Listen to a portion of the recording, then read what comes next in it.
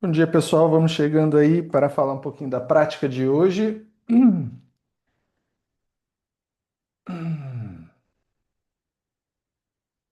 Deixa eu dar só mais alguns minutinhos aí para ver se chega mais gente e a gente manda ver aí no tema abordado hoje.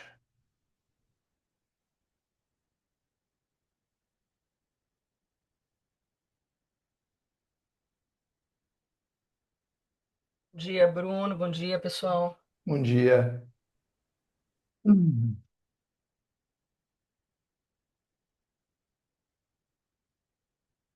Hum.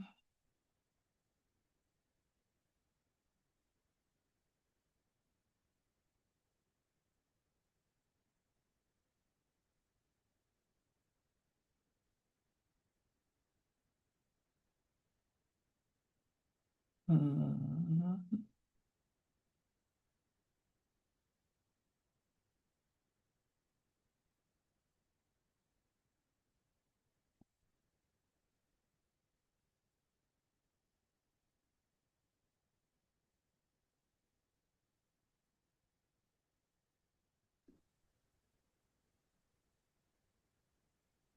Oi, tio. E aí, Homero, beleza? Oi, Ali! Viu? Minha adulta feliz. Hoje não pedi para vocês acordarem tão cedo quanto o tio Leandro fez. Obrigada. Ah, aquilo é muita maldade. Em compensação, deixou a gente lá 2 horas. Em Ah! costeira. Mas as minhas práticas sempre têm 2 horas. Já Não, devia. 2 horas em cada postura da Ah, sim, permanência. ainda foi pouco, porque eu tenho feito na minha prática pessoal mais tempo em cada postura, no mínimo 5 minutos em cada postura. E a gente não ficou nem Mas perto. você tem o suporte emocional da berinjela, né, cara? É verdade, o Berinjela e a Maria Eduarda ficam ali do meu lado o tempo todo, me ajudando. Bom, galera, vamos lá. Então, hoje eu posso dizer que a gente chegou bem perto daquilo que é a gente poderia dizer o classicão de uma prática de Hatha Yoga, né? Porque o Hatha Yoga, na sua, na sua essência, na sua raiz, era uma prática feita com permanências muito longas, né? Com permanências muito longas em cada postura. E eu estou brincando aqui sobre o tempo relativo a cada postura que a gente sustentou ali na nossa prática de hoje, mas o Hatha Yoga, né, na sua raiz, ali na sua origem, como eu estava dizendo, as permanências eram muito mais longas do que isso que a gente viu hoje, né? Os yogis se colocavam em determinadas posturas por dias, por meses, por anos. E a gente encontra, né, um pouco desse folclore até hoje na Índia. Existem esses praticantes de yoga doidões, assim eu vou dizer, vou usar essa palavra, tá? Que fazem isso, né? Que fazem essas práticas de se manter em uma postura por tanto tempo até que aquele membro chega a se atrofiar e congelar mesmo. Então, se você depois pesquisa aí no Google, né, yoga no Kumbh Mela, alguma coisa desse tipo, você vai encontrar fotos lá de praticantes de yoga que estão com o braço levantado e o braço não desce mais. O braço congelou e ficou assim, o ombro congelou, e aí você vai ver as unhas estão gigantescas, né? Dão voltas e tudo mais. É uma coisa doida. Tem outro cara que fica na postura da árvore e fica na postura da árvore para sempre. Não volta a botar mais o pé no chão. Entre outras tantas práticas doidas de postura que, na visão desses Hatha Yogis, é, tinham um determinado propósito, né? Um primeiro propósito que a gente pode até mesmo traçar um paralelo com a nossa cultura, é a questão do o tipo um pagar promessa. Eu vou fazer isso aqui, né? Eu vou me manter tantos anos assim, tantos meses assim, porque se eu fizer isso, eu vou para um suposto paraíso, né? Depois dessa vidinha aqui, eu certamente irei para um outro lugar bem melhor do que esse. Então, assim, isso é um aspecto religioso, né, da cultura da Índia e que se estende ao Hatha Yoga. A gente pode dizer que o Hatha Yoga ele tem também os seus aspectos religiosos nesse sentido, né? O praticante olhava para aquilo como uma ferramenta de barganha com o divino, ou seja, eu faço isso aqui, você me dá isso aqui, isso ali, eu faço isso aqui, você me dá isso ali. Então, isso está presente no Hatha Yoga.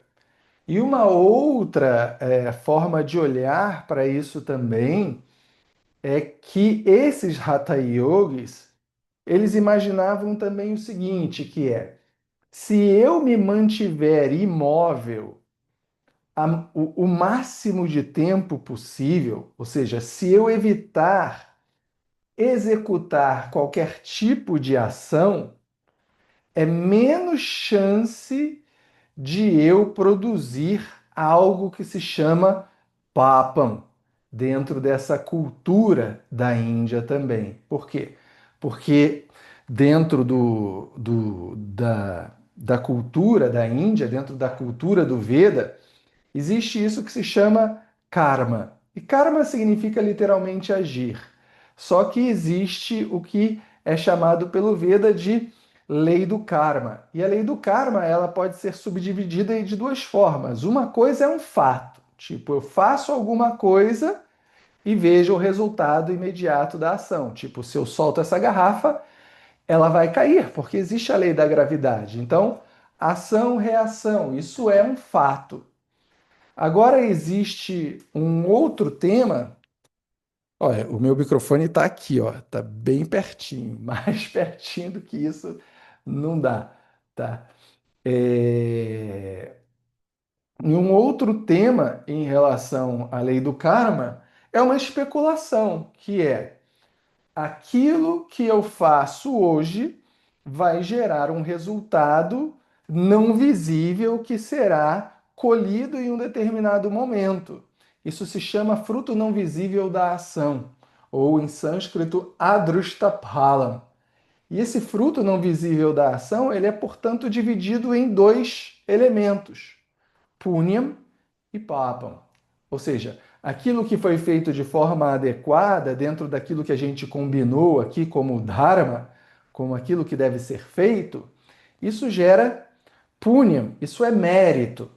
E tudo aquilo que é feito de maneira inadequada em relação àquilo que a gente combinou, gera um demérito, ou gera papam. Só que tudo isso é especulativo. Por quê? Porque não há como eu provar por A mais B que isso exista. Ah, hoje, depois de 10 anos de ter chutado um cachorro na rua, eu quebrei o meu pé. Não tem como eu linkar uma coisa com a outra. Ah, hoje, depois de 10 anos que eu fiz coisas muito boas, eu ganhei na Mega Sena. Não tem como linkar uma coisa com a outra. Então pode ser que seja assim? Pode ser que seja assim. Pode ser que não seja assim? Pode ser que não seja assim. Então tudo que é especulação, quando eu olho para isso, não me interessa, porque não vai me levar a lugar algum, porque um diz uma coisa, outro diz outra coisa, a gente não chega a lugar nenhum. Mas fato é que o Veda fala sobre isso. E os Hatha Yogis, eles traziam esse pensamento para a prática deles, que é: se eu me mantiver imóvel, a chance de eu produzir alguma coisa que seja ruim, que seja classificada como papam, é muito menor. Então eu vou ficar aqui paradinho e não faço nada. Só que a Gita desmente isso com facilidade, que é o tema de Arjuna. Arjuna quer fazer nada. Ele está falando para Krishna lá no início da Gita. Krishna, E em vez de ir para o campo de batalha, eu prefiro renunciar, ir para o alto da montanha e ficar lá, tranquilo, sem ter que me meter numa furada dessa que é matar todo mundo. Só que, ao não executar o que ele tem que executar, ele também está gerando um resultado. E é um resultado que também não é bom, porque ele tem um papel a desempenhar. E se ele não desempenhar esse papel, não é que não haverá nenhum resultado se eu não desempenhar esse papel. Haverá um resultado sim. E haverá um resultado muito ruim no caso. É como se você quisesse deixar de ser pai ou mãe por um dia. Não, hoje eu não estou afim de ser pai, hoje eu não estou afim de ser mãe. Não, não dá para fazer isso achando que nada de ruim vai acontecer, porque sim, vai acontecer. Você não pode simplesmente deixar o seu filho, a sua filha pequena, largado por aí.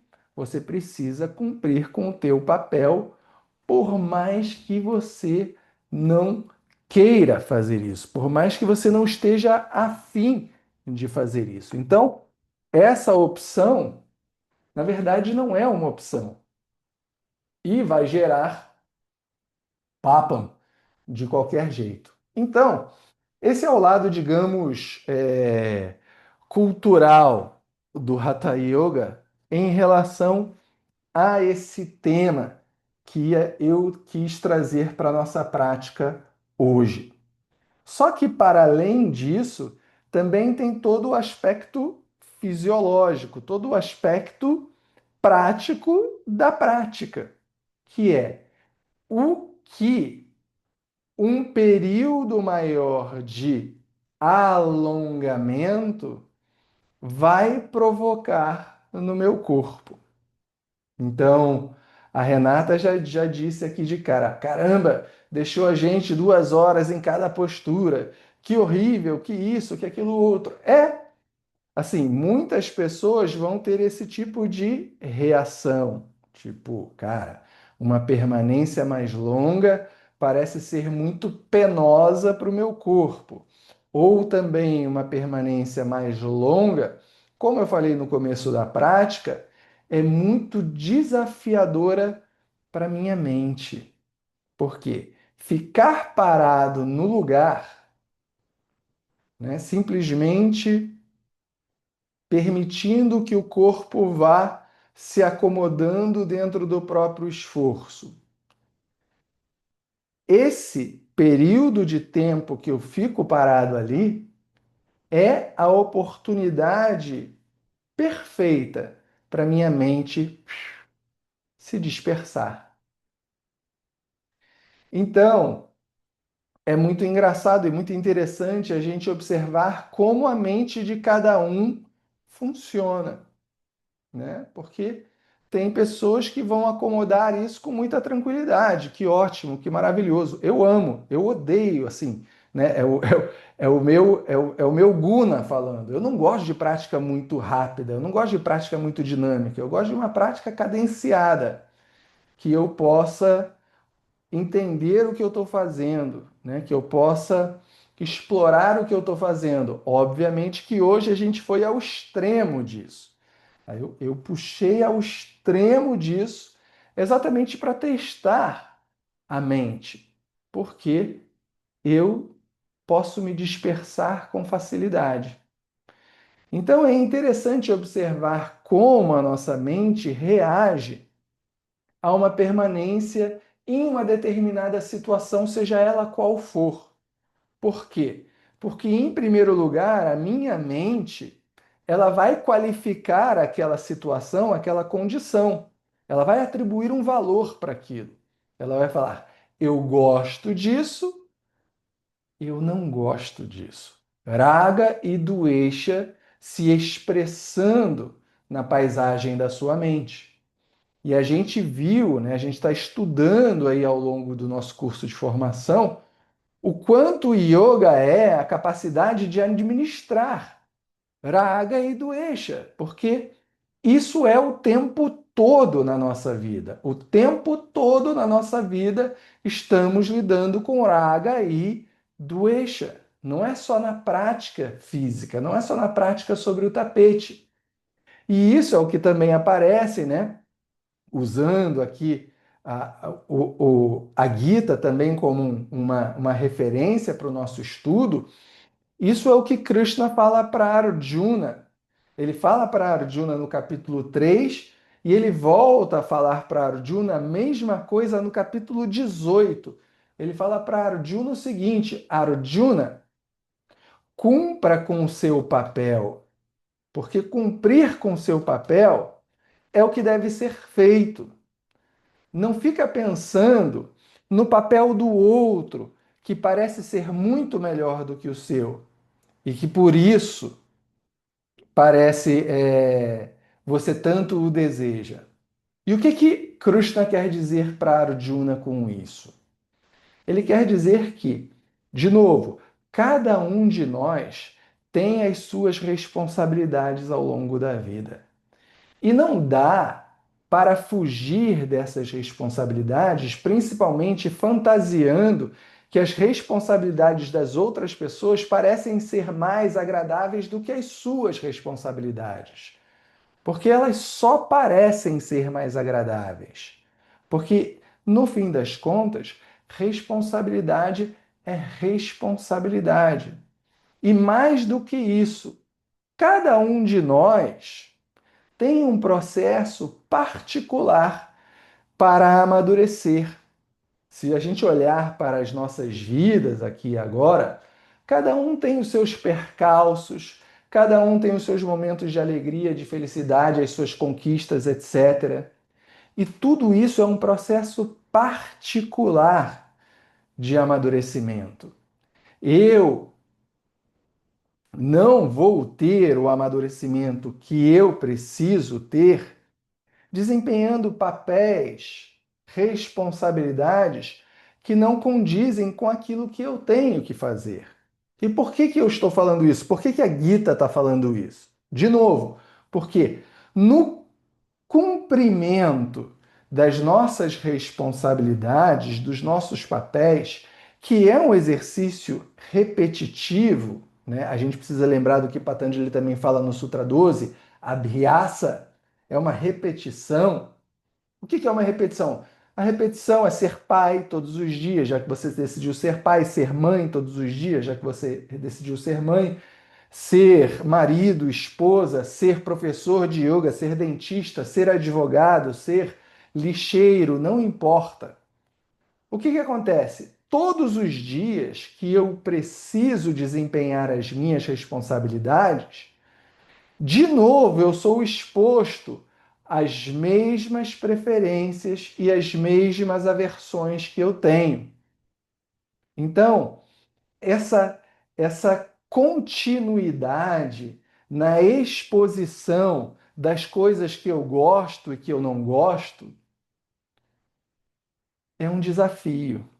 E se eu não sou colocado nesse desafio constantemente, eu não tenho como superar esse desafio. Eu ficaria sempre caindo no mesmo ponto, tropeçando na mesma pedra. Mas todo dia eu sou exposto àquele mesmo lugar, àquela mesma condição desagradável. E o que acontece? Chega um determinado momento de tanta exposição àquilo que aquilo não me desagrada tanto mais. Aquilo se torna algo que é possível de ser acomodado. Pensa num exercício que você faz com o seu corpo. Pensa numa postura que você faz na tua prática de asana. As primeiras vezes que você faz aquela postura, você fala: eu odeio essa postura, mais uma vez essa postura, que porcaria essa postura. Passa um mês, 2 meses, 3 meses, um ano de prática, você já não tem mais raiva daquela postura. Você já consegue acomodar aquela postura. Por quê? Porque você entende que aquilo é simplesmente um momento, é simplesmente uma condição, não vai durar para sempre. Você já aprendeu a fazer aquilo de forma mais consciente, ou seja, aquele esforço, aquele desconforto tão grande que tinha no início, agora não é mais tão desconfortável assim, é muito mais fácil de fazer. E isso só acontece por causa da constante exposição. Então você é exposto constantemente a uma mesma coisa através dos teus papéis e chega um ponto que você relaxa. Tipo, tá bom, a criança tá chorando aqui na hora de dormir, mas daqui a pouco ela vai dormir. E quer saber? A criança não vai chorar para sempre. São só esses primeiros meses aqui da vida dela. Daqui a pouco passa. Ela não vai ficar assim para sempre. Então você tem uma capacidade de acomodar, de acomodação das coisas, dos ragas e dos doeshas. Então, da mesma forma que você tem isso em relação àquilo que você não gosta, você também tem em relação àquilo que você gosta, porque aos poucos você não é mais tão dependente de que uma coisa que você gosta tanto esteja sempre presente na sua vida para que você possa aceitar a vida como é. De vez em quando a coisa vai estar ali, de vez em quando a coisa não vai estar ali, e tudo bem. Então, tudo isso é um processo de maturidade. Karma Yoga nada mais é do que uma vida com o objetivo de maturidade, de um entendimento que não é na execução das coisas que eu me tornarei livre. Eu não vou chegar a moksha, a essa liberdade sobre o qual o yoga tanto fala, através das coisas que eu faço, porque tudo o que eu faço é naturalmente limitado. Toda ação ela é limitada. E sendo a ação limitada, ela não pode me dar o ilimitado. Esse é um problema da ação. Se a ação é limitada, ela não vai me dar o ilimitado. Mas ela pode me dar algo interessante nesse processo que é maturidade. Então a gente trouxe essa reflexão para a prática na forma do corpo, que é desenvolver a maturidade para lidar com as limitações do corpo, sem precisar ser violento e ao mesmo tempo sem precisar ser displicente, relaxado. Tem que haver um meio termo nesse processo. E o meio termo nesse processo é esse diálogo sincero comigo mesmo, satyam. Eu digo, opa, posso ir um pouco mais, eu vou. Opa, devo ir um pouco menos, eu volto. E aí a não violência, tudo isso está envolvido dentro da prática de asana. E aí a gente pode olhar para o aspecto fisiológico da própria prática. O que é esse aspecto fisiológico? Isso que eu quis colocar na nossa prática de hoje. Isso aqui é um esqueminha que eu estou montando, eu quero melhorar para depois passar para vocês, que é algo que eu vim estudando essa semana, semana passada, praticando no meu próprio corpo. Eu fiz isso com o Homero, fiz isso com a Lê aí na terça-feira, eles foram na minha aula lá no estúdio. Eu dei uma prática praticamente igual a essa que eu dei para vocês hoje. Praticamente igual. Para eles perceberem exatamente isso que eu sugeri para vocês hoje. Então, quando a gente fala de alongamento da musculatura, nós temos dois elementos ligados ao alongamento. Um é o alongamento da própria fibra muscular, que é o que a gente já conhece muito bem. E isso requer muito tempo, isso requer muita dedicação, né? O alongamento da fibra muscular. Mas a gente vai começar por um outro elemento muito interessante da gente observar, que é a parte neurológica do alongamento. Ou seja, dentro das suas fibras musculares, né? Imagina que vou fazer vou montar aqui uma coisa bem rapidinha para vocês tentarem visualizar. Tá vendo isso aqui? Imagina que essas canetinhas aqui, todas organizadas dessa forma, são as fibras dos meus músculos, correto? E no meio, né, entre essas fibras musculares, existe algo que é especial, né, que se destaca, aqui eu puxei uma canetinha, que é o tal do fuso muscular. E o que é esse fuso muscular? O fuso muscular está aqui, né, na apostilinha que eu montei para vocês, são receptores sensoriais especializados em forma de fuso, localizado dentro dos músculos que informam o sistema nervoso central sobre o estado de alongamento e contração do músculo. E aí, o que a gente fez hoje na aula que estimulou esse teu fuso? Que foi o quê? Vamos nos esticar até um ponto, e aí, quando a gente se estica até um determinado ponto, o que acontece? Acontece o que é chamado de reflexo miotático, que está escrito aqui embaixo, logo embaixo aqui para vocês verem, que é o quê? Quando você se estica demais, muito rápido, muito forte, o que acontece? Você sente um mecanismo de reflexo. Me estiquei muito, o músculo dá uma tremidinha assim para voltar. Por quê? Porque o músculo, através do seu fuso, está enviando um sinal para o cérebro de que, opa, o músculo está indo demais. É melhor parar por aí. E por que ele faz essa contração? Ele faz essa contração porque, se está esticando demais, a probabilidade de ruptura muscular das fibras é muito grande. Então ele se contrai rapidamente para te proteger. E ao mesmo tempo, isso também vai se estender até mesmo para a proteção das articulações.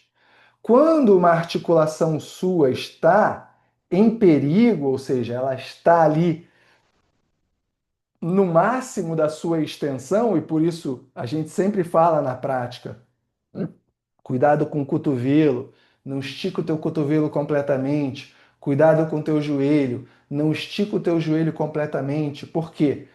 Porque a chance daquilo ali arrebentar no excesso do alongamento, no excesso da mobilidade, é muito grande.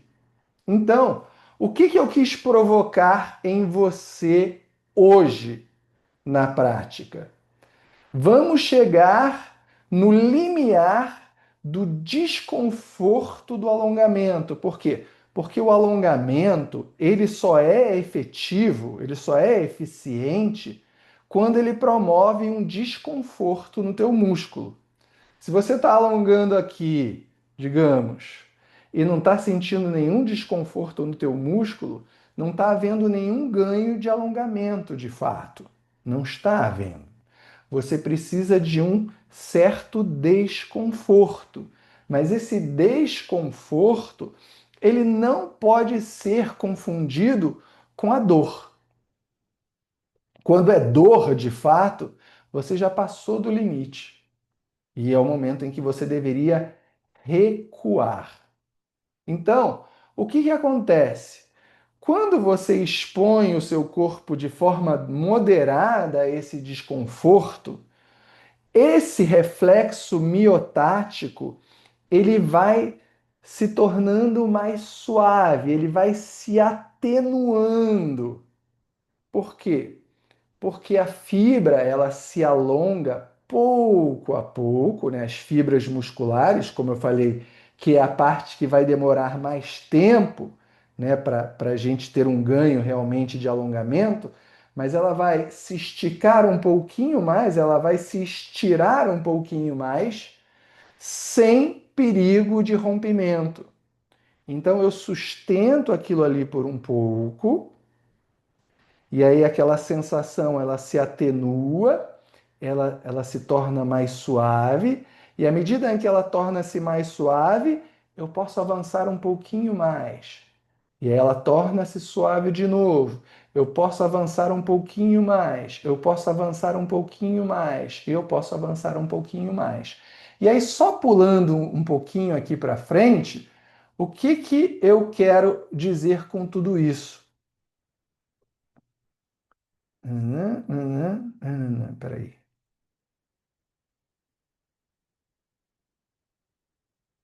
Tá. Então, antes da gente voltar ali para cima, eu quero falar sobre esse tema aqui com vocês, ó. O princípio na ciência do alongamento refere-se à ideia de relaxar completamente o corpo para permitir um alongamento mais profundo e eficaz. Isso é o que a gente estaria falando de alongamento passivo, tá? Não é um alongamento dinâmico. Existe alongamento dinâmico ou alongamento balístico e existe o alongamento passivo. O alongamento balístico ou dinâmico seria um tipo de alongamento no qual a gente provoca a nossa musculatura a reagir de forma rápida. Ou seja, um corredor, antes de correr ali os 100 metros, você já viu que aqueles caras ficam pulando, fazendo vários movimentos de explosão, porque aquilo serve para acordar o músculo e para que ele responda de forma rápida à contração, que é o que ele vai precisar. Já o alongamento passivo seria um tipo de alongamento que a gente faz no final do exercício, ou seja, quando o corpo está buscando um relaxamento, um espaço, um ganho de espaço, que é o que está relacionado à prática de yoga, porque a prática de yoga ela não tem movimentos balísticos ou explosivos, não tem.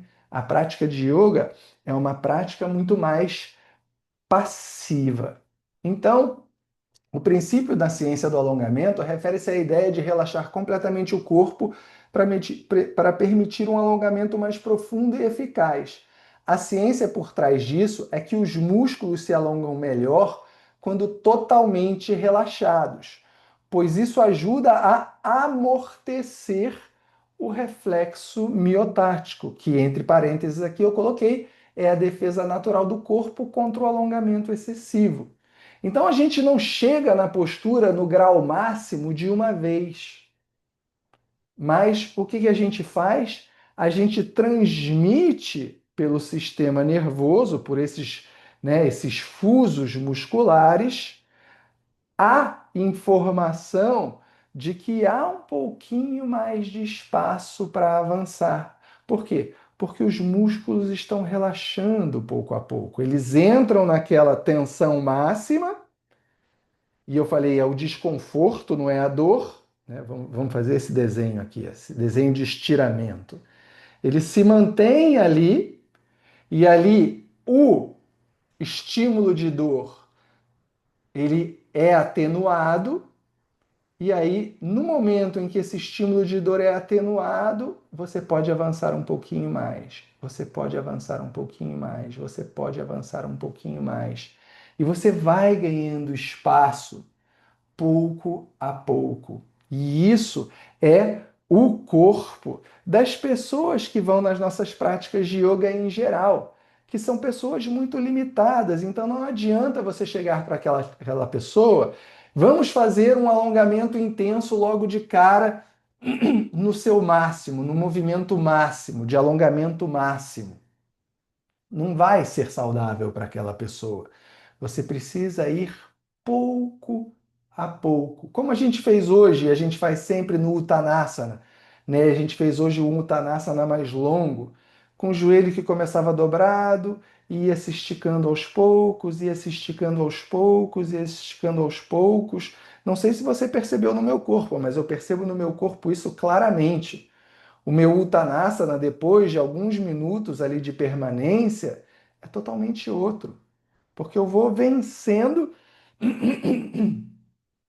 esse reflexo miotático, essa forma do corpo se contrair para se defender com parcimônia, com calma. Então, por que essa técnica funciona? O reflexo miotático é quando você alonga um músculo muito rápido ou muito longe, e assim os fusos musculares detectam o alongamento e enviam sinais para a medula espinhal, fazendo com que o músculo se contraia para se proteger. E aí o que é o relaxamento? Esse tipo de abordagem incentiva um estado de relaxamento profundo, que ajuda a desligar esse reflexo protetor. permitindo que os músculos, e aí o outro elemento que eu falei hoje durante a prática, a fáscia, se alonguem mais facilmente. Então, hoje em dia, quando a gente fala de alongamento, a gente não pode mais abordar simplesmente o músculo. Hoje em dia, a ciência aborda a fáscia. Porque o que é a fáscia? A fáscia é aquela membraninha, eu falei ali ao longo da prática, que reveste a musculatura, que reveste cada fibra da musculatura. E essa fáscia, ela também reveste os seus órgãos internos. Tem fáscia no coração, tem fáscia nos pulmões, tem fáscia no intestino, tem fáscia no fígado, tem fáscia em tudo. E essa fáscia, como eu falei, ela é uma membraninha e essa membraninha, no fim das contas, ela vai se inserir em determinados lugares. No nosso caso aqui dos músculos que a gente está falando, ela vai chegar até os tendões. Então imagina o seguinte, imagina várias sacolas de supermercado, né? Você está ali com uma mão carregando várias sacolas de supermercado, ok? Dentro dessas sacolas de supermercado estão as nossas fibras musculares. A sacola de supermercado envolve essas fibras musculares, que representa a fáscia. E todas essas alças dessas sacolas de mercado, elas convergem para um ponto, que seria o seu tendão, aonde o seu músculo vai se inserir no osso, né? Então, vou dar um exemplo prático do tio Bruno. O tio Bruno rompeu o tendão do bíceps faz alguns meses, né? Eu contei esse caso para vocês. E ali, o que acontece? Quando o músculo, o tendão se solta do osso, o músculo se recolhe, né? Obviamente não tem mais a tensão puxando ele pelo outro lado, ele está recolhido só para um lado. E aí o que aconteceu? O braço do tio Bruno, digamos, ficou assim, dobrado. Eu não conseguia esticar. Por quê? Quando eu esticava, o que acontecia? O reflexo miotático. Cara, você está esticando demais. Não dá. Volta, volta, volta. E aí foram meses de fisioterapia fazendo o quê? Amortecendo o reflexo miotático. Foram meses de manipulação sobre a musculatura e principalmente o exercício de esticar e de esticar e de esticar e de esticar gradualmente até o ponto em que o cotovelo conseguiu se esticar totalmente de novo. Mas por que ele não se esticava? Porque há esse mecanismo de defesa natural do teu corpo dizendo, cara, se você esticar isso aqui de uma vez de novo, outros músculos ao redor da lesão que você teve, que também estão sensíveis, digamos assim, vão arrebentar junto. Portanto, vai com cuidado, vai aos poucos. E esse é o princípio que a gente usou na aula hoje, que é: vamos aos poucos, vamos permitindo que o corpo se acostume. Se acostumou, amorteceu o reflexo miotático, posso ir um pouco mais, posso ir um pouco mais, posso ir um pouco mais. E aí, o sistema nervoso parasimpático é o quê? É essa porção do sistema nervoso relacionada ao relaxamento, relacionada à digestão, né? É o que processa isso no meu corpo. E aí, junto disso, o que essa ciência do alongamento propõe? Propõe aquilo que a gente tinha feito juntos na nossa última prática que a gente fez, que foi há 3 meses, né? O Leandro deu esses últimos 2 meses, mas há 3 meses a gente fez uma prática, não sei se você lembra, que a gente fez o tal do Murcha Pranayama. E que eu puxei ele hoje para a nossa prática inteira. Não foi só para depois da prática de asana. foi para a prática inteira. Porque o que a gente explorou do Murcha Pranayama lá na nossa aula 3 meses atrás? A gente falou, eu falei para vocês, quando eu cultivo uma expiração que é mais longa do que a inspiração, eu provoco um relaxamento no meu coração. Por quê? Quando eu inspiro, eu faço força. Quando eu expiro, a força praticamente não existe. Então, dá uma, é, isso dá uma relaxada no meu coração. E uma vez que o meu coração, que é um músculo, né, relaxa, os músculos do corpo todo relaxam também. Então, eu estou estimulando o sistema nervoso parasimpático ao longo da prática. E se você percebeu, na realidade, a maior parte das posturas que a gente fez ao longo da prática foram posturas de flexão de quadril, flexão de tronco, que são posturas estimulantes para o sistema nervoso parasimpático, diferente das posturas de hiperextensão.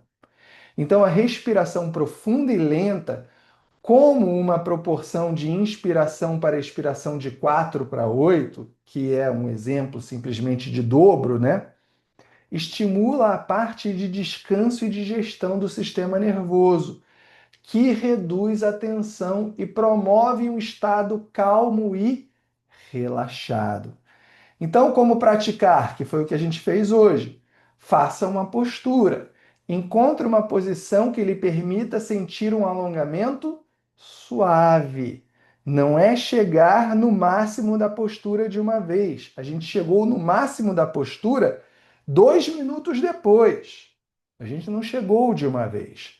Então, permita um alongamento suave, porque você não quer machucar o teu aluno na aula. E isso aqui também nos remete mais uma vez sobre o tema. O simples é muito eficiente para a maior parte das pessoas, porque a maior parte das pessoas que nos procura para praticar é bastante limitada, vem com muitas lesões ou vem de um grande período de sedentarismo. E aí todos esses elementos não conspiram para uma prática intensa. Não vai rolar para aquela pessoa. A pessoa vai ficar completamente perdida. Ela não vai conseguir fazer nada. Então, eu procuro uma posição simples, como todas as posturas que a gente fez hoje. Foram super simples. E vou desenvolver um alongamento que seja suave. E a partir dessa suavidade é que eu vou amortecendo o desconforto.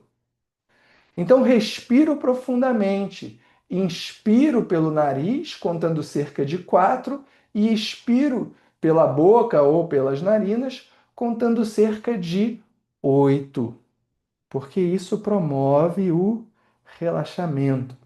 Mantenha o alongamento, ou seja, permaneça na postura por um longo período. E aí foi sugerido aqui de 2 a 5 minutos. E isso é algo que você pode experimentar no teu corpo. Então eu não cheguei no extremo que eu pratico no meu corpo. Por quê? Porque eu conheço o meu corpo. Eu posso ficar 5 minutos numa dessas posturas que a gente testou hoje, e isso não vai gerar nenhum tipo de prejuízo para mim. Mas pode ser que para alguma pessoa isso gere algum tipo de prejuízo. Portanto, é muito importante você mostrar para o teu aluno no começo da prática, e isso é algo que você também pode doutrinar o aluno ao longo do tempo, que ele é responsável pela sua integridade, ou seja, eu não sei o que se passa dentro do teu corpo. Agora, você sabendo o que passa dentro do seu corpo, seja sincero, seja honesto consigo mesmo e avance quando dá para avançar e recue quando for necessário recuar. Então, isso é meio que algo que você tem que educar o teu aluno, tá? Não tem jeito, porque a maior parte dos alunos chega para a gente como? Chega para a gente com aquela cultura de vou fazer o meu máximo e vou nesse tema, nessa ideia do no pain, no gain. Porque se eu não estou sentindo dor, não está funcionando. E a gente sabe que não é por aí. Não é porque não há dor que não esteja, que não está funcionando. É óbvio que está. Só que eu tenho que ter consciência do que eu estou fazendo com o meu corpo. Eu tenho que entender o meu corpo. A gente que já pratica um determinado tempo, a gente que tem práticas físicas, outras também com o corpo, a gente entende como o nosso corpo funciona. Eu entendo o quanto de sobrecarga eu posso colocar no meu treino de CrossFit. Eu entendo como é que meu corpo funciona. Mais do que aquilo, eu sei que não vai funcionar, vai me lesionar. Assim como eu entendo que se eu colocar menos que aquilo, não vai haver também um ganho de força que eu estou buscando ali através daquele treino. E aqui, obviamente, com a prática de hoje, nós estamos buscando um ganho de flexibilidade. Ou seja, se eu quero que haja um ganho de flexibilidade, eu preciso me colocar no desconforto. Isso a gente entendeu. Mas esse desconforto não pode ser violento. Ele não pode se traduzir como violência, porque aí sim eu vou estirar o meu músculo, eu vou lesionar o meu músculo, eu vou lesionar uma articulação e não vai haver ganho nenhum com isso. Então, modifique se necessário, que é o que você já sabe. Se você sentir tensão ou dificuldade para relaxar, recue um pouco da postura ou use suporte como blocos de yoga para torná-la mais confortável. O objetivo é relaxamento, né? O objetivo não é a perfeição no sentido de que eu tenho que fazer a postura igual eu vi na revista, igual eu vi no livro. Isso não vai rolar, tá? Então, o alongamento passivo ocorre quando uma força externa, como um parceiro, por exemplo, a gravidade, que é o que a gente usa, ou um aparelho, alonga um músculo sem a contração voluntária da pessoa alongada. Ele é utilizado para aumentar a flexibilidade e a amplitude de movimento, especialmente por pessoas com mobilidade limitada, que é o nosso público, e não fortalece o músculo, mas pode melhorar a circulação e a saúde dos tecidos. Então, como funciona o alongamento passivo? Força externa. Um parceiro pode movimentar a articulação do indivíduo ou a pessoa pode usar o peso do próprio corpo, a gravidade ou uma faixa para alongar o músculo. Progressão. A força é aplicada de forma lenta e progressiva, levando o músculo a um ponto de alongamento além do seu comprimento de repouso. Então, o comprimento de repouso é aquele ponto no qual o desconforto desapareceu. Então, eu não vou trabalhar no ponto onde o desconforto desapareceu. Eu vou um pouco além, onde há o desconforto, mas não há a dor ou risco de lesão. Então, quando isso é usado, geralmente na fisioterapia, como eu falei, para manter a mobilidade articular, minimizar a formação de contraturas e auxiliar na reabilitação de pacientes com lesões ou condições de mobilidade reduzida, que era eu, né? O meu braço estava ali com mobilidade reduzida. Pessoas com mobilidade limitada, útil para idosos ou indivíduos com paralisia que não conseguem se alongar sozinhos, promovendo melhora da circulação e nutrição dos tecidos. Pessoas com mobilidade, diferenças de outros alongamentos. No alongamento ativo, ou seja, nesse tipo de alongamento, a pessoa usa a própria força muscular para alongar um músculo. Por exemplo, levantar a perna sozinha. Então, existe uma musculatura agonista e uma musculatura antagonista. Quando a gente viu ali no começo do curso, quando a gente falou sobre esse tema com o professor Júnior, existe uma musculatura que se contrai e existe, portanto, uma musculatura antagonista que se alonga. Foco do alongamento passivo. O foco principal do alongamento passivo é a melhoria da flexibilidade da amplitude de movimento através da manipulação externa. Ela não aumenta a força muscular, mas pode beneficiar a fáscia e os ligamentos e melhorar a circulação sanguínea, tá? Então isso foi o que a gente abordou hoje. Só que aí vem o outro tema, que é o alongamento da fibra muscular, realmente, né? O que é esse alongamento da fibra muscular, realmente?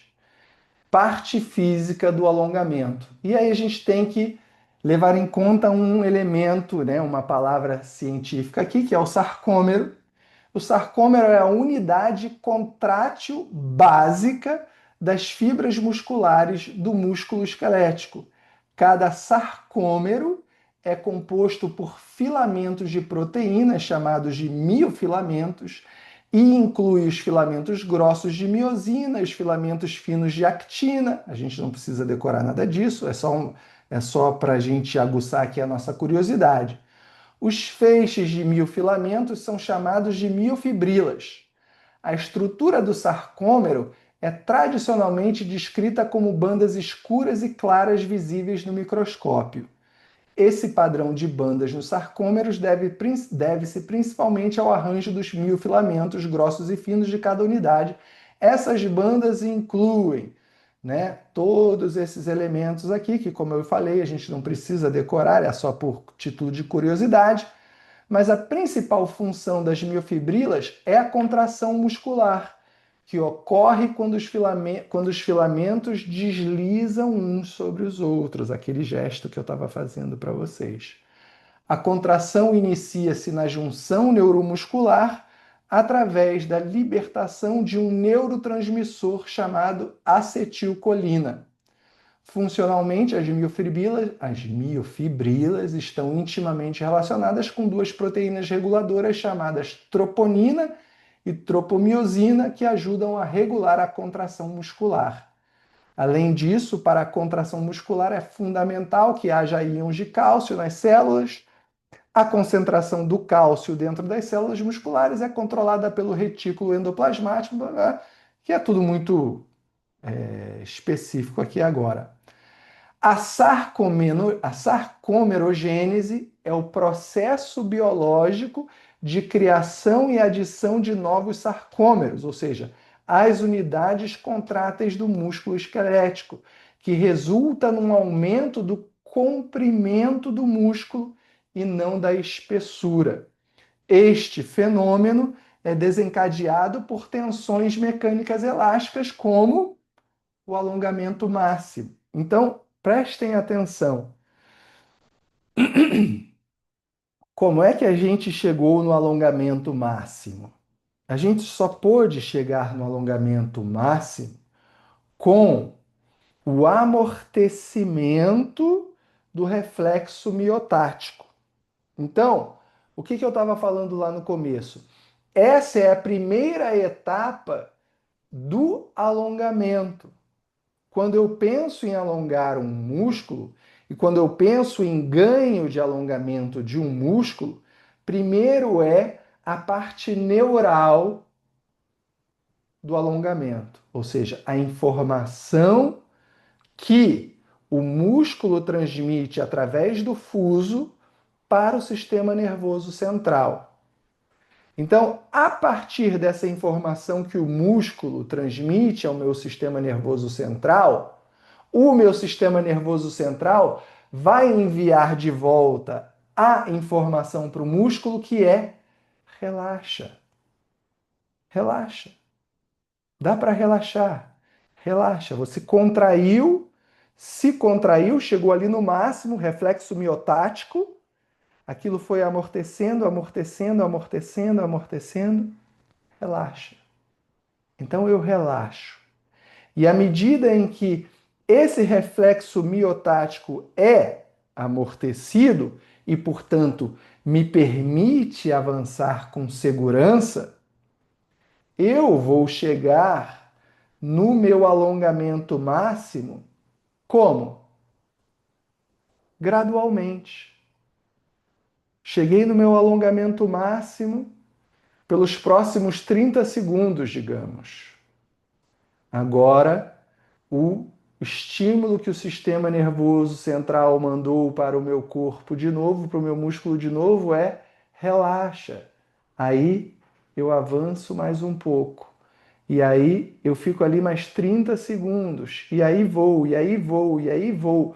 Ou seja, se você levar em consideração a unidade de tempo 5 minutos, como se você estivesse se filmando, filma o primeiro segundo dos 5 minutos, onde o seu corpo está, e filma ou fotografa 5 minutos depois a amplitude de movimento no qual o seu corpo chegou, são pontos totalmente diferentes.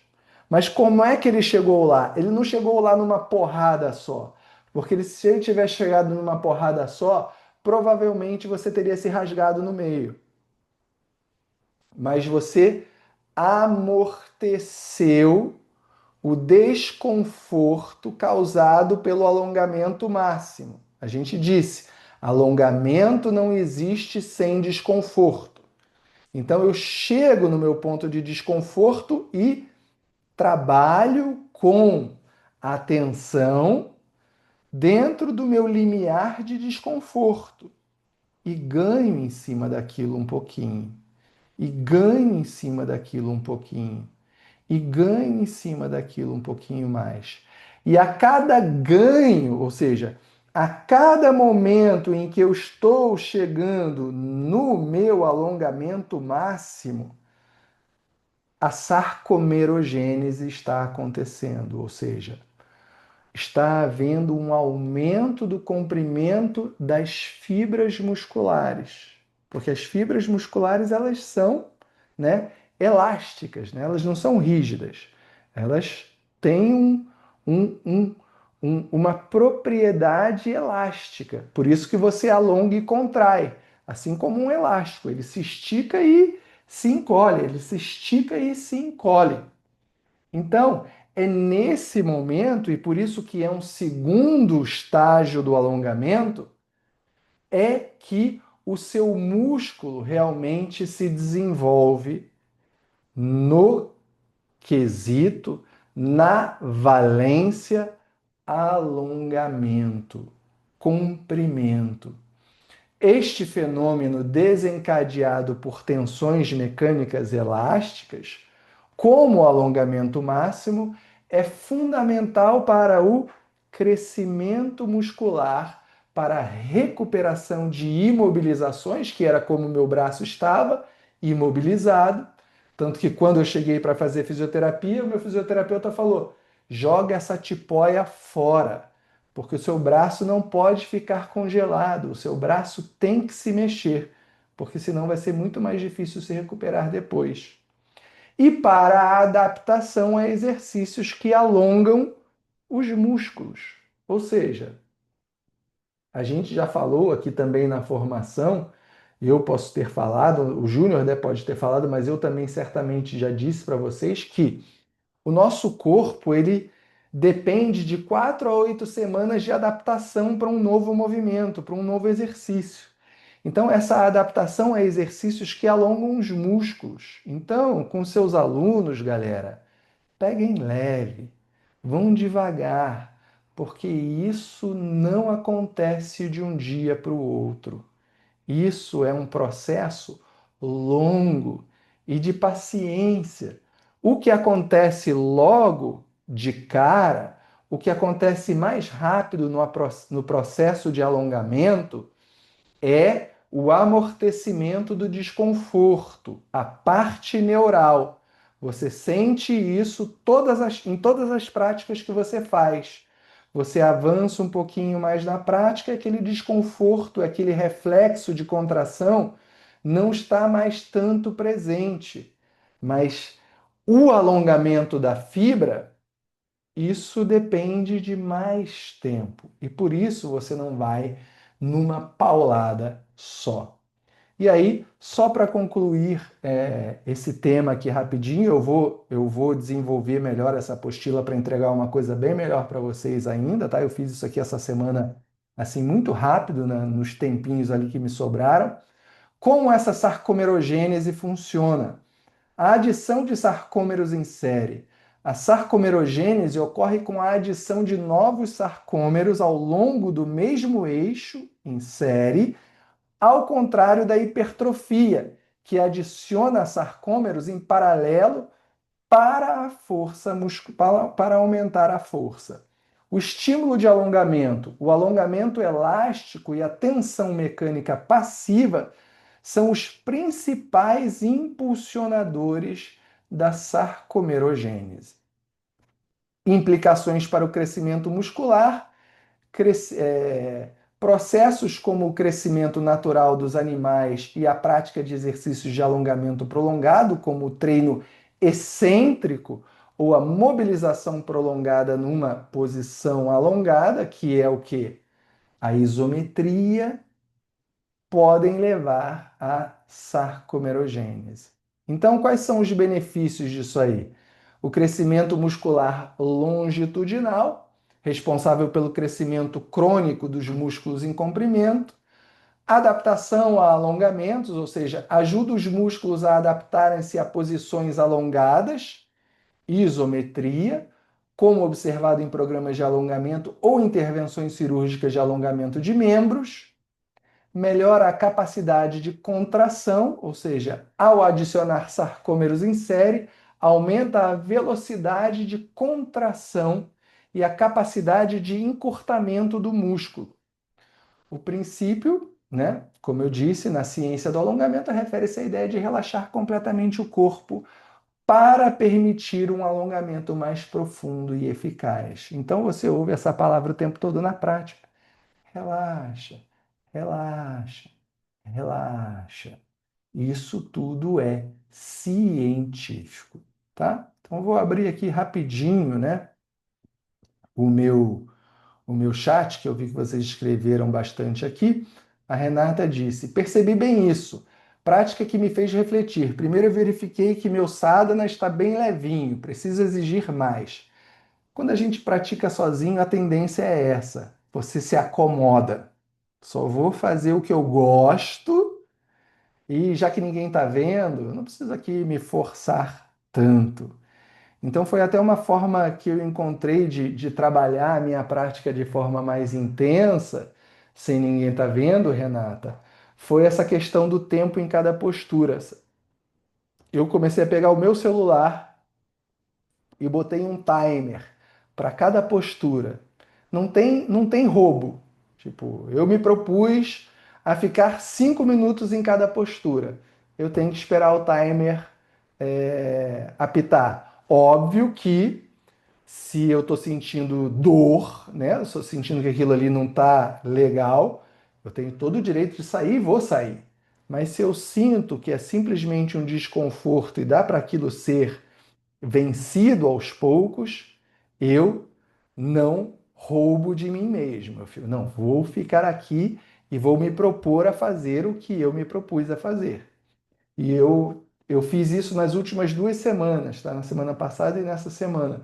Eu já notei ganhos expressivos na minha flexibilidade, tá? Eu tenho trabalhado assim, porque Essa nossa prática de hoje foi mais ou menos quanto tempo cada postura? eu não quis Ah, cronometrar, tá, Homero? Eu quis usar mais a sensibilidade do meu corpo, no sentido assim, se já está me incomodando e eu já estou bastante acostumado a isso, provavelmente os meus alunos estão mais incomodados. Então vamos sair. Então esse é o meu é a minha sensibilidade que eu uso em prática, não em relação à prática de hoje, mas na prática geral. Ou seja, tem outras práticas que a gente faz, por exemplo, que a gente faz muita postura de força. Sei lá, vamos fazer um guerreiro. E aí eu uso a permanência do guerreiro.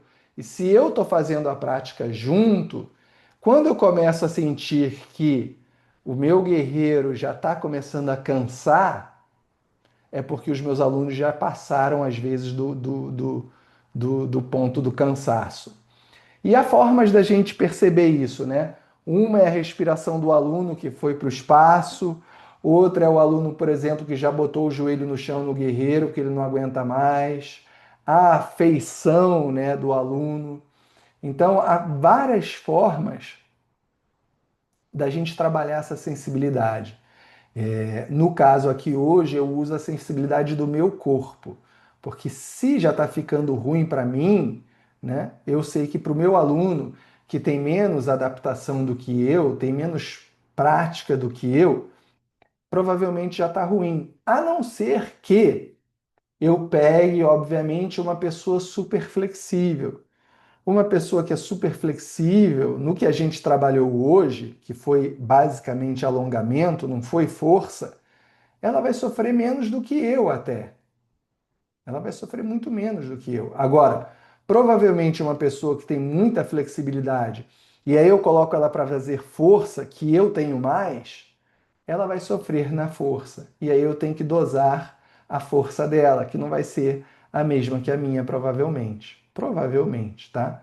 Mas a gente, com o tempo de prática, a gente desenvolve bem essa sensibilidade. A gente consegue perceber, opa, aqui já deu. No meu caso, praticando sozinho, como eu estava falando, eu marco ali os meus 5 minutos e fico ali. O meu é o meu limiar, é o limiar que eu propus para mim, sem me ferrar, sem me arrebentar no processo, tá? Então isso é o que a gente tem que prestar atenção, que eu pontuei muito na prática com vocês hoje. É necessário que você seja responsável pelo que você está sentindo. Então, dá para eu ir mais? Vai mais, não se segura não, vai mais. Agora, se você entende que não deve ir mais, entenda também que não deve ir mais. Ou seja, se eu busco um ganho de alongamento, não adianta eu ser preguiçoso, no sentido de que, começou a me incomodar, eu vou sair logo. Não, cara, você precisa trabalhar em cima daquele desconforto. Senão nunca vai haver evolução no sentido de alongamento. Não vai haver. Do mesmo jeito que, se você for fazer um trabalho de força, você vai ter que passar pelo desconforto. Você chega lá para fazer a sua musculação e fala assim: eu vou fazer uma série só. Eu não vou fazer 5 séries, porque 5 séries é muito desconfortável. É melhor fazer uma só. Só que você vai ter o mesmo ganho fazendo uma série se fizesse 5 séries? É óbvio que não. É óbvio que não. Se você fizer as 5 séries, você vai ter mais ganho de força. Então você se expõe aquelas 5 séries, obviamente também respeitando o teu limite. Digamos, vai ter dia que o teu corpo não está bom para fazer 5 séries. E você não vai fazer 5 séries. Eu vejo isso quando eu treino aqui o meu treino de força, o CrossFit. Aí tá lá no quadro. Tem que fazer tantas repetições disso aqui.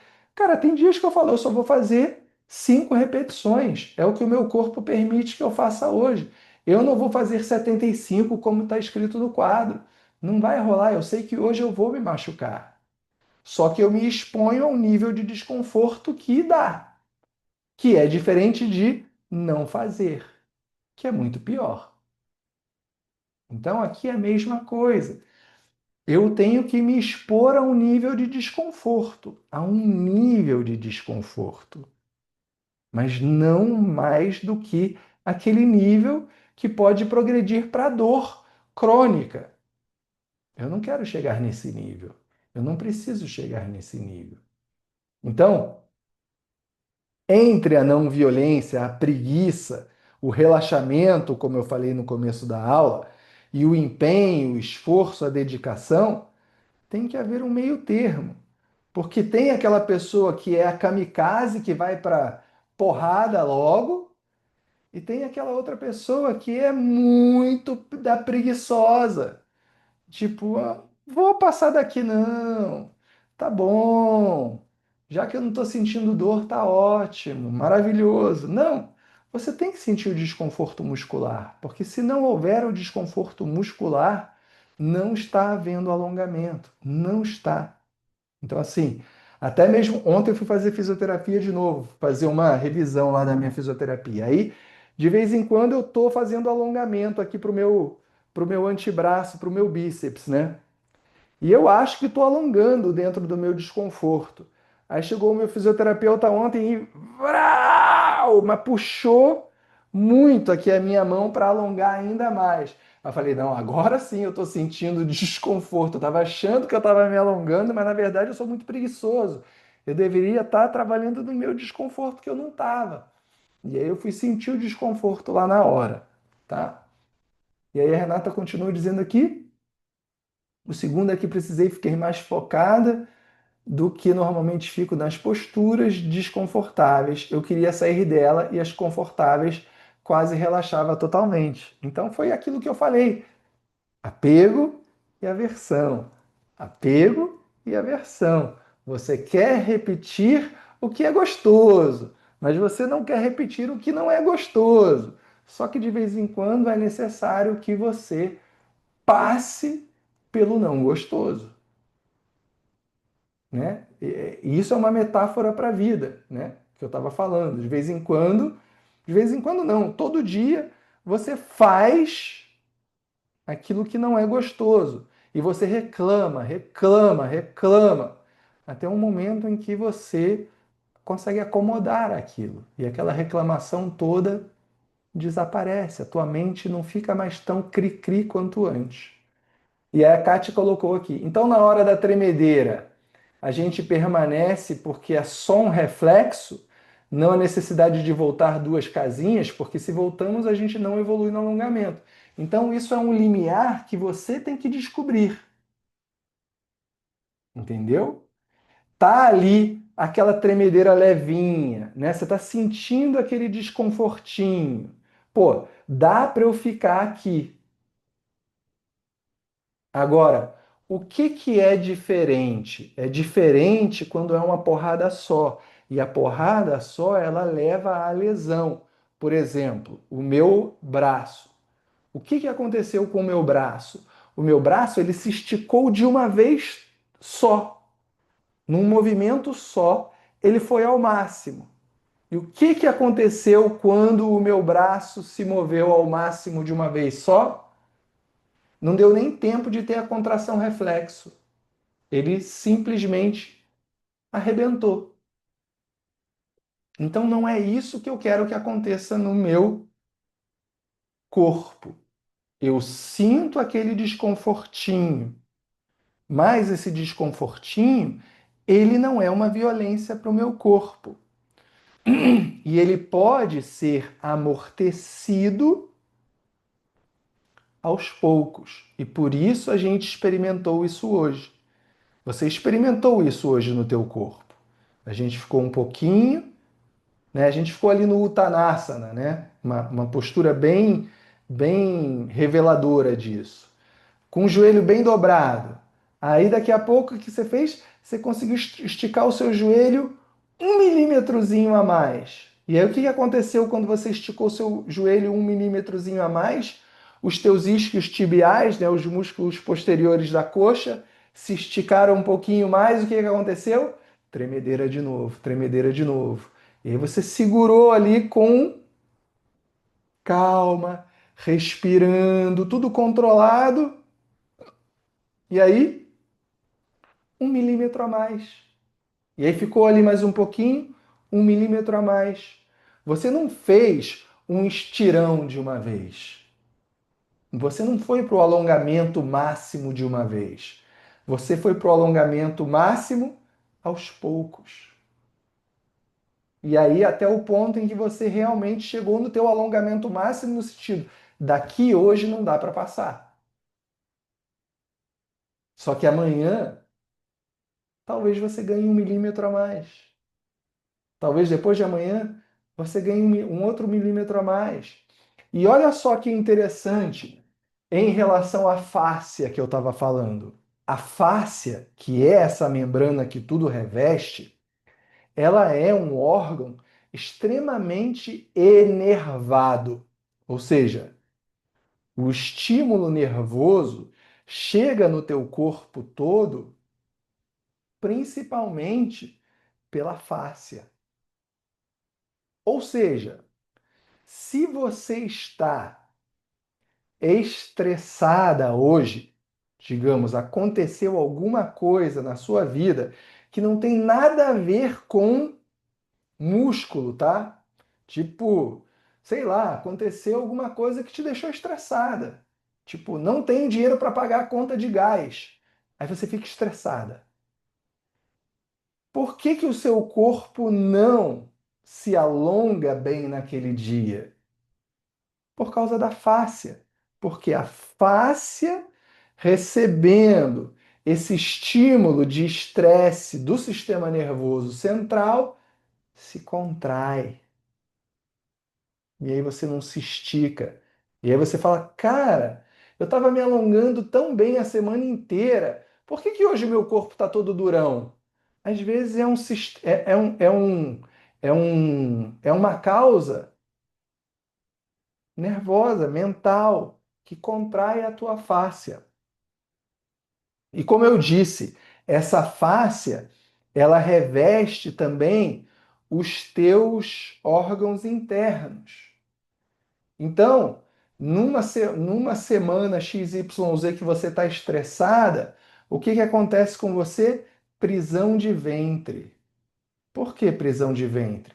Porque a fáscia deixou de atuar, deixou de funcionar de forma regular no teu intestino, e aí todo o movimento de peristaltismo travou.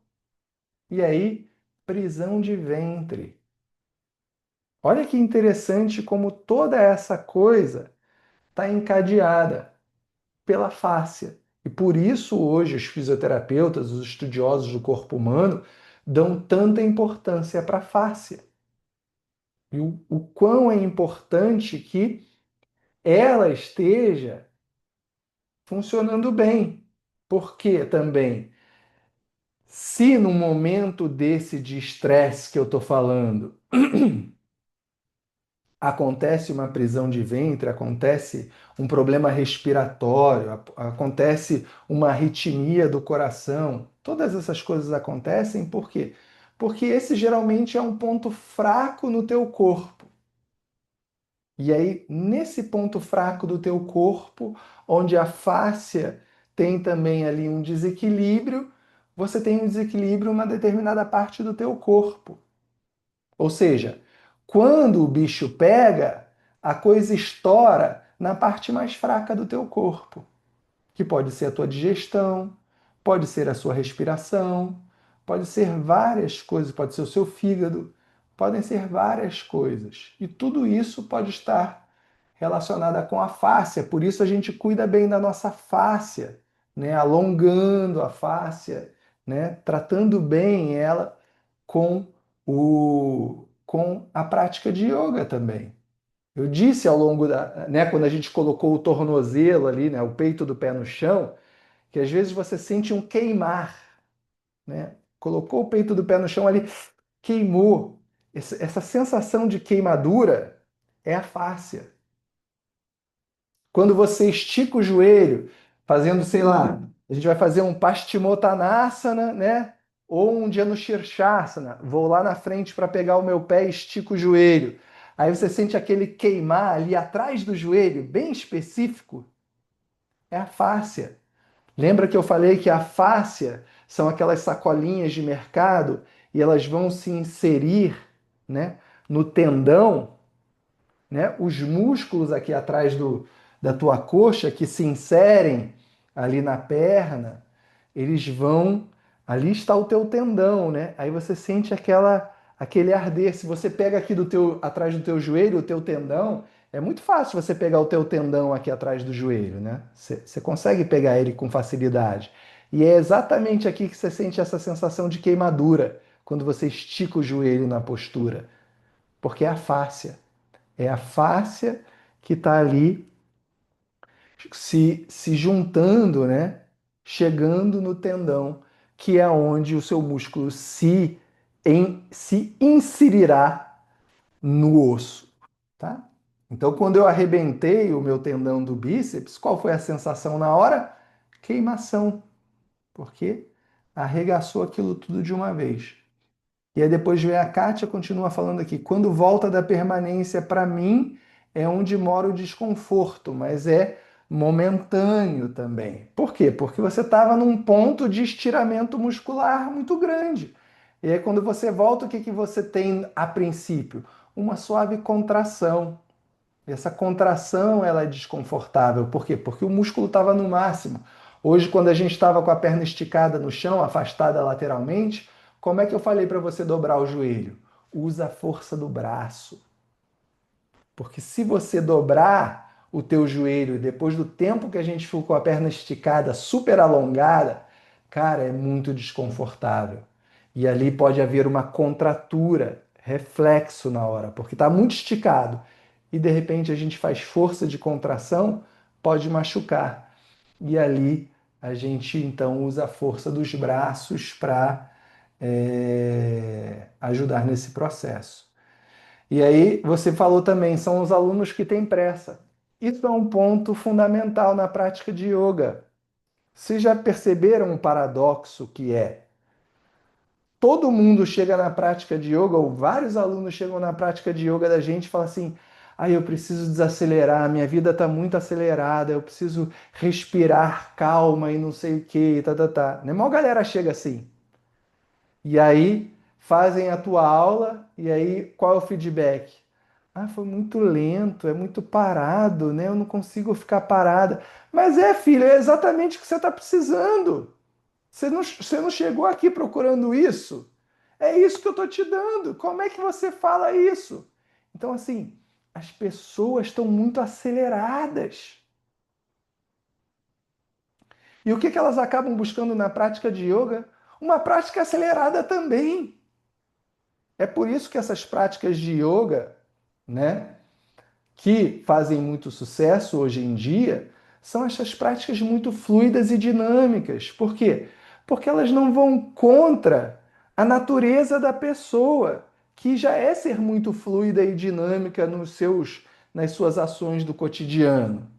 E aí ela não é convidada a lidar com esse desconforto que a gente também está falando aqui hoje, que é para e fica aqui. Para. Fica aqui e só respira. Aí como é que está a cabeça dela? Que perda de tempo, que perda de tempo, que perda de tempo, que perda de tempo. Eu não posso parar, eu tenho que produzir, eu tenho que me mexer. Só que o que ela está precisando é exatamente o oposto. Baixa a bola, desacelera, respira com calma. E isso também cabe a nós, como professores, a doutrina. Se você não explicar isso para o aluno, ele nunca vai entender na verdade, porque ele nunca foi apresentado a isso. E ele não sabe como ele vai chegar lá. Então você precisa mostrar para o teu aluno. Calma, não sei o que, não sei o que lá.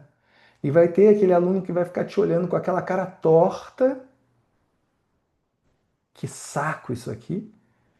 E vai ter o aluno que vai te olhar também com a cara torta no início e vai progredir no sentido de que ele vai entender qual é a função daquilo tudo, qual é a função dessa pausa toda, que é exatamente organizar tudo, reorganizar tudo, que ele não consegue fazer há muito tempo. A pessoa está há muito tempo acostumada com uma velocidade que faz mal para ela. Faz mal para ela. A gente sabe que faz mal. De vez em quando a gente se acelera também, a gente perde o prumo e a gente sabe o quanto isso faz mal. E o quanto é necessário então voltar para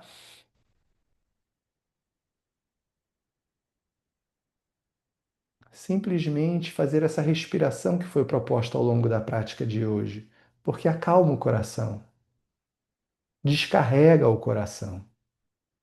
O coração está muito sobrecarregado por esse. E faz mil coisas ao mesmo tempo. E a proposta aqui é exatamente o oposto, é exatamente a gente desacelerar. Então, eu provoquei vocês todos hoje com essa prática, né? Vamos ficar parado aqui. Vamos ficar parado por muito tempo aqui. E a gente teve aí já os feedbacks, né? A Renata falou,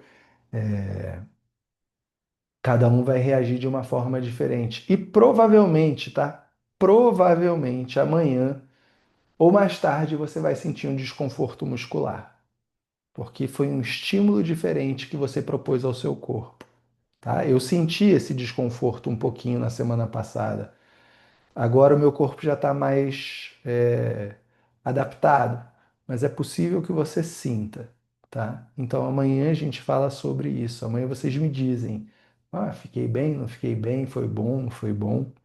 Mas o convite é esse. O convite é a gente não ficar na mesmice da prática sempre igual, né? A minha proposta aqui é sempre mostrar para vocês coisas diferentes que vocês podem somar ao repertório de vocês quando vocês começarem a construir as aulas, né? Para que as suas aulas não sejam sempre as mesmas, a mesma coisa, e para que vocês tenham a capacidade de adaptar a aula, a prática, a todas as pessoas, né? Quando a gente pensa em prática muito fluida ou movimentos mais complexos, é muito difícil para a maior parte das pessoas. E isso aqui que eu proponho a vocês, em todas as aulas basicamente, é acessível a todos, porque eu acho que é isso que é mais importante. Vocês têm que tornar a prática de vocês acessíveis a todos. Depois você pode firular a tua prática. Ou se você tiver um grupo que já pratica bem há um bom tempo, você pode avançar na prática com esse grupo. Mas o fato é que é sempre uma surpresinha nova todo dia. É sempre uma pessoa com um desafio para você é, criar algo que seja possível daquela pessoa fazer e se sentir é, integrada àquele grupo, integrada àquela prática que você está sugerindo, tá? Então, deixa aí aberto o microfone, se alguns de vocês quiserem falar mais alguma coisa, fazer alguma observação em relação ao que vocês fizeram hoje, mandem bala. Ô, Bruno, por isso então que aquele alongamento, pelo menos eu já vi, já que as pessoas ficam assim, empurrando, vai, vai, vai. Não é legal, porque nesse movimento, de ficar insistindo, sabe? Esse movimento pode romper uma fibra ali. Então, o legal isso é uma coisa legal para a gente passar para os alunos. Não faça isso, de ficar insistindo. Vai, para, respira, vai mais um pouquinho, aos pouquinhos, né? Isso. Mas não é que não possa, tá, Kátia? E aí é que entra aquela questão de você ser muito consciente do seu corpo. Porque, por exemplo, você pode trabalhar com uma determinada sobrecarga, tá? Que seria isso, alguém me empurrando. Então, assim, eu posso ter algum ganho com a sobrecarga? Óbvio que eu posso ter um ganho com a sobrecarga, mas eu preciso ser consciente das limitações do meu corpo, no sentido de transmitir para a pessoa que está fazendo a sobrecarga em mim até onde ela pode ir. Tipo, aqui parou. E outra coisa muito importante nesse exercício de alongamento passivo, que é aonde a pessoa vai apoiar essa sobrecarga em mim. Digamos, a gente esteja fazendo a postura que a gente fez hoje com as pernas afastadas e flexão de quadril, correto? eu posso ter alguém fazendo sobrecarga em mim para me ajudar a ganhar um pouco mais? Posso. Se essa sobrecarga for bem dosada. E isso quem tem que falar sou eu, não é quem está fazendo a sobrecarga. Então eu tenho que ser muito consciente. Não é ele que está dizendo vai mais um pouquinho, vai mais um pouquinho, que eu vou mais um pouquinho. Não. Quem determina isso sou eu. E outra coisa, então, como eu disse, é onde essa sobrecarga está sendo aplicada. Então, se tem alguém atrás de mim me empurrando à frente, nessa posição, digamos, aonde teria que estar a mão ou as mãos dessa pessoa fazendo essa sobrecarga? Quando eu faço, eu não coloco muitas mãos aqui no ombro, assim. Muito pelo contrário, eu apoio a minha perna atrás da pessoa na coluna, né? Tento puxar um pouquinho o peito para ela ir para frente para a gente fazer a abertura ali de quadril. Então eu vou empurrando mais com a mão no meio das costas, mas é bem sutil também, Pois é, mas assim, não deveria ser nem no meio das costas. Teria que ser bem na lombar, bem na lombar. lá embaixo, entendeu? Uhum. Então, ó, dois dedinhos aqui na frente da pessoa, né? Aqui, ó, e o meu polegar aqui atrás, ó, me empurrando suavemente para frente, mas aqui, ó, bem na lombar, porque assim a minha coluna ela desce como um bloco. Se eu botar a mão aqui, começo a curvar e a pressão no meio das costas vai começar a forçar a minha lombar, porque alguém é o freio desse movimento, né? O freio está basicamente ali na lombar. Então eu preciso ganhar na lombar. Então, assim, um bom ajuste para você fazer na pessoa ali naquele momento é não apenas levá-la à frente, mas com o teu dedão que está ali atrás, né, na lombar, indicar uma crescente também. Ou seja, eu estou subindo e descendo.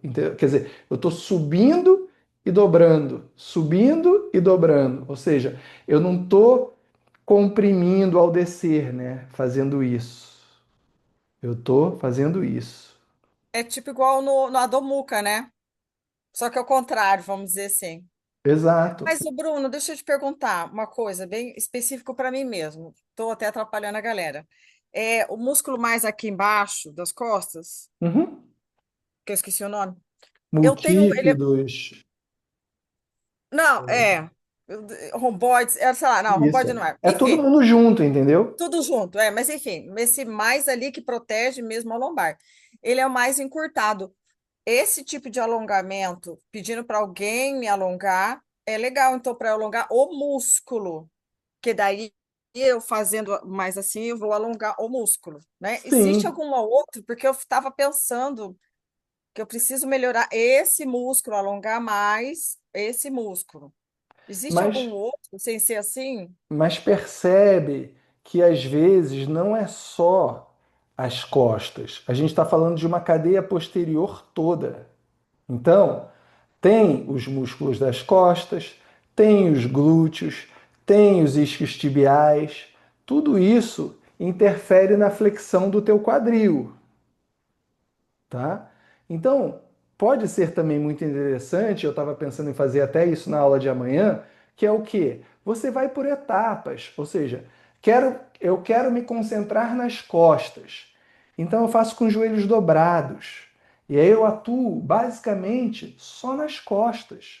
Porque os isquios tibiais, eles não estão oferecendo mais resistência.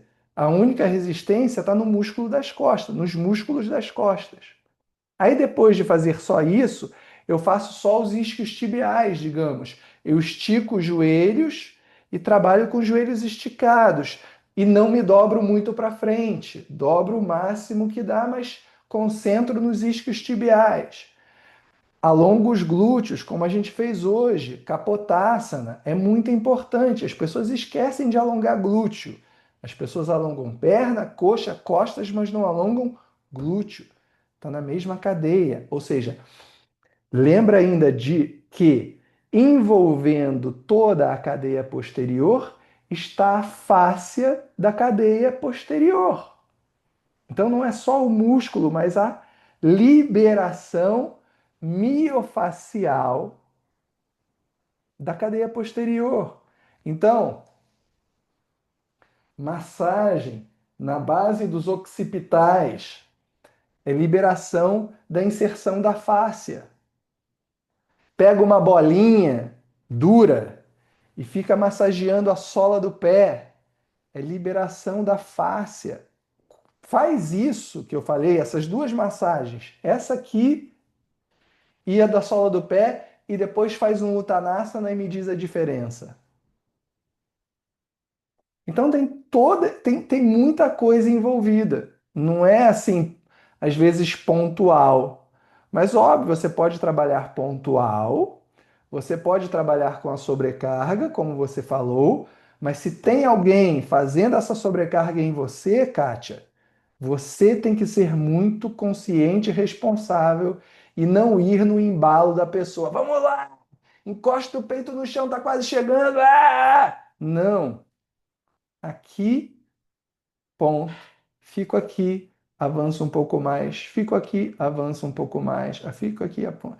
Se você fizer essa postura que a gente fez hoje, né, o Pavista Konasana, que é as pernas afastadas com esse objetivo de levar o peito para o chão, faz isso que eu estou fazendo. 5 minutos todo dia. Fique em Upavista Konasana. E você não vai ver se em 3 dias o teu peito não está mais perto do chão do que jamais esteve. Mas vai com paciência. Fica ali um pouquinho, dói, dói, dói, é desconfortável. Avança um pouquinho, menos desconfortável, desconfortável, avança mais um pouquinho.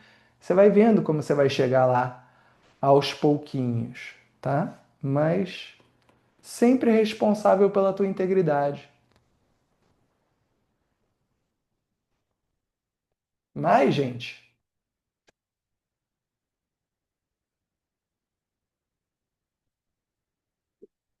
Muito bem. Então, vamos concluir por hoje. Está na hora do almoço.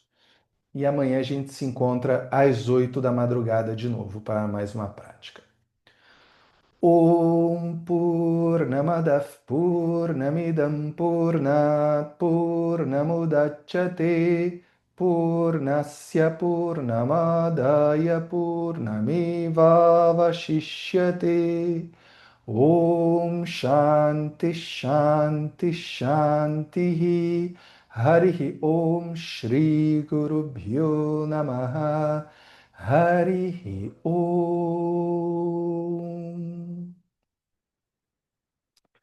Valeu, galerinha, pela companhia, pelas perguntas, pelas observações. Vocês são o máximo. Foi ótimo. Amanhã, 8 da manhã, praticamos juntos de novo, tá bom? Qualquer dúvida, qualquer pergunta, precisou falar comigo, pode me chamar pelo WhatsApp depois também, tá? Tô aqui disponível. Tchau, tchau, gente. Valeu, namastê.